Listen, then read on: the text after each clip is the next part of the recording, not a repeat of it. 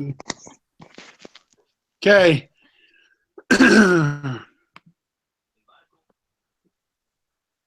Good. right, now I'm ready. Please discuss with your group members your thoughts on organizational culture, what types of cultures you have experienced in the workplace, positive, negative, engaging, entertaining, etc. And if you believe that the leaders are able to shape culture, the Chapter 8 lecture on Zappos videos should make a great place to begin discussion. Man, I'll tell you the truth, I'd love to work for Zappos. That place looked awesome. Right? And the guy, and it's so, you never thought of it that way, but like the guy was like, I will hire people that I would like to go out and hang out with, or go drink a beer with, like that.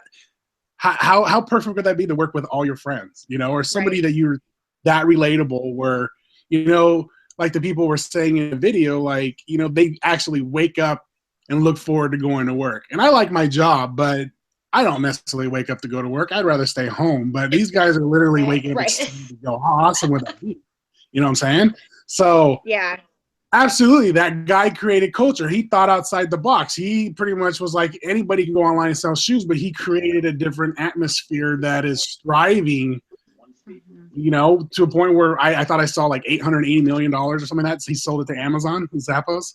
Like, he absolutely created culture. That was his focal point, was to create this great, friendly, outgoing atmosphere that that just made everybody easygoing. And when you don't have that stress, I feel like you can easily be a lot more creative and, energetic, and it will definitely help the business become more fruitful, because like you said, everything would fall in place.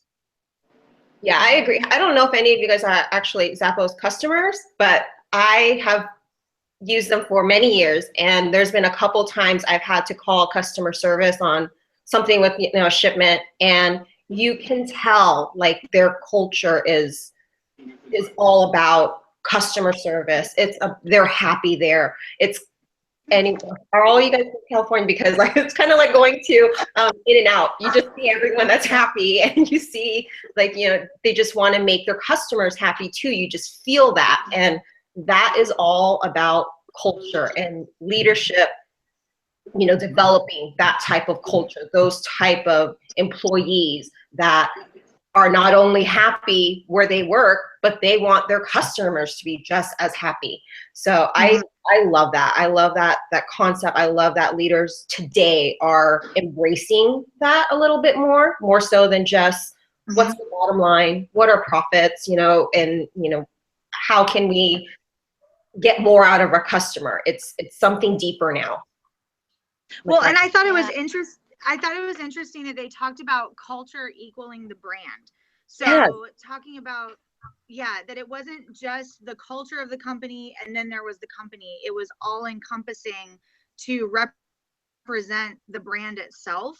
And then, one of the things that I thought about when in the lectures, she talked about cultural icons and things like dress code. And I think about Starbucks, and you see a green apron, and even if there's not a siren on it, you see somebody making coffee in a green apron, and you automatically think, oh, they must work for Starbucks, like in a movie or something. So, the power of organizations to actually like shape cultures and put those icons in your mind, and then just automatically make it equal a brand. Even with Target, I was thinking about Target. They used to, it would say Target and then have the bullseye. And now it's just the bullseye. Because they didn't need to have Target anymore. So it's pretty interesting the impact that, an organization can make with just a symbol or a dress code or an icon. Yeah. And I agree with you. I know for Target, one of the girls I work with, she came from Target, and she would wear her red little polo with her khaki pants. And you can tell that's the color for Target. Yep. But I had an opportunity to work in a company like that, because it wasn't corporate, corporate America. It was for an event company, and maybe it also helped because we were all friends, but he let us do what he knew what our strengths were, And he just kind of helped along the way and said, okay, I will help you, you know, develop these strengths. And I became like a salesperson for a lot of sponsorship opportunities for these events. And at the end, we delivered that to all these people. Like, it was for a running company, and for all the runners, they loved our races because they knew that we did it because we loved it ourselves. We know, okay, the little things that make the runners happy, especially night races or during the day, early in the morning. So I think I wish all companies were like that, but Yeah. True. Yeah. I Unfortunately, mean, they're not. Maria, it speaks volumes. Like, you just talking about it, you have this smile, like this glow in your face. Just I was talking gonna say about the it. same And that thing. just really, it shows through, and I love it. Yeah, thank you. I think that when like companies like, well, obviously for a company, like number one priority is always to like deliver their service or product, whatever it is. Starbucks is coffee, and in my opinion, like the second most important thing after doing your delivering that product is always like giving back to the communities and creating these kinds of cultures where, you know, all these people could get involved. And that's one of my like, the biggest motivations for going after a business degree, so that I'm able to actually also be able to influence people and have the opportunity where you drive this company and you kind of like leverage and deliver this product at the same time you're able to basically contribute to the communities. I mean, the communities are the ones that bring in the business and create the jobs for everybody. And I think it's only fair. And to me, because my company where we do it, like our main marketing, we don't commercials. We don't have commercials. We don't have newspaper. Our number one marketing is fundraising, and I'm actually that's my part. Yeah, so we fundraise. Okay. So we have all these schools.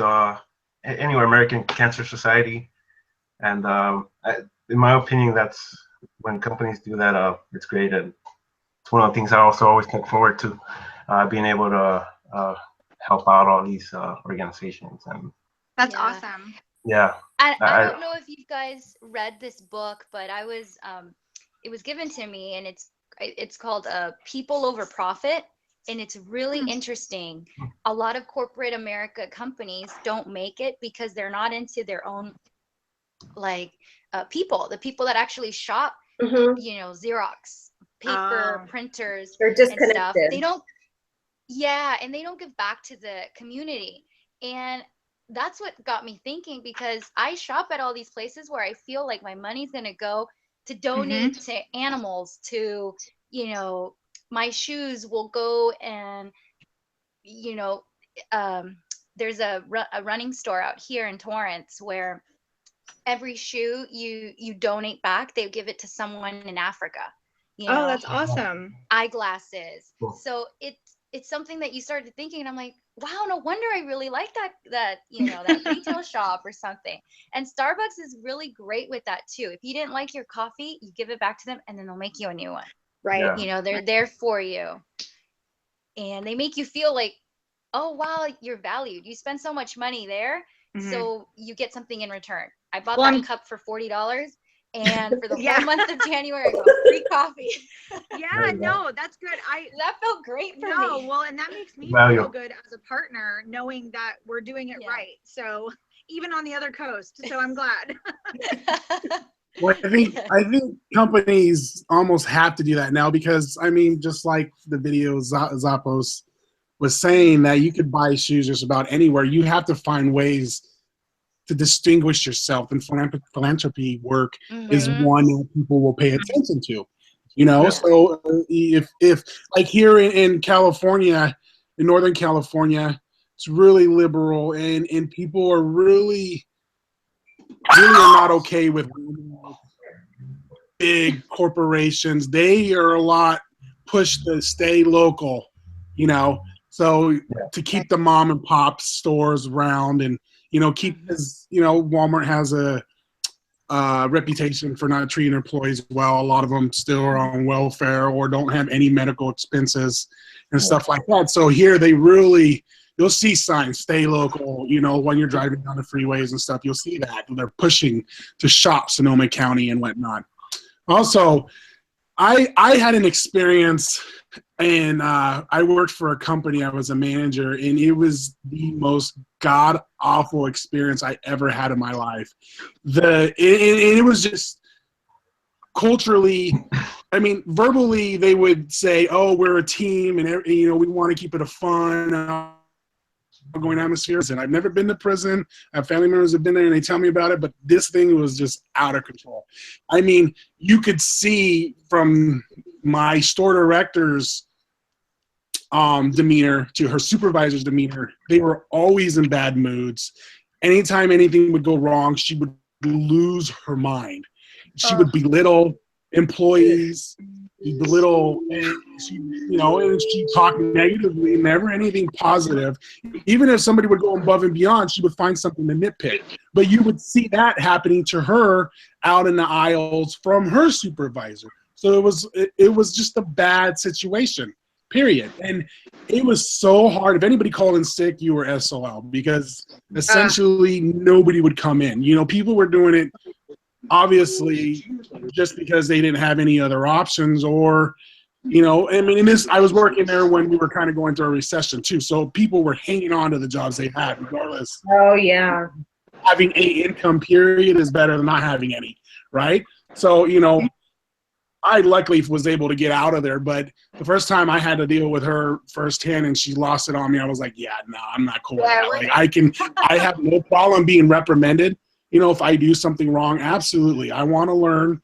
Tell me what I did wrong. But if you belittle me, you got to hold some type of respect. Like, yeah, absolutely. Deal with managers that are not very personable and can be uptight. But when you belittle me or try to make me feel less than when I'm coming to work and giving my 110, like, no, you've lost me. You know, and if I can't be happy with the work that I'm giving, then it's not a place that I want to be, because I like to know. I like to know I've worked and I did an honest day's work, and I'm getting an honest day's pay. Right. You know, so that's why it's important to us, you know, for us as leaders or future leaders, to make sure that our people, our followers, if you will, don't ever feel like that, and you know, that we create that culture, and hopefully that we're involved with an organization that creates the same culture. Right. Oh yeah.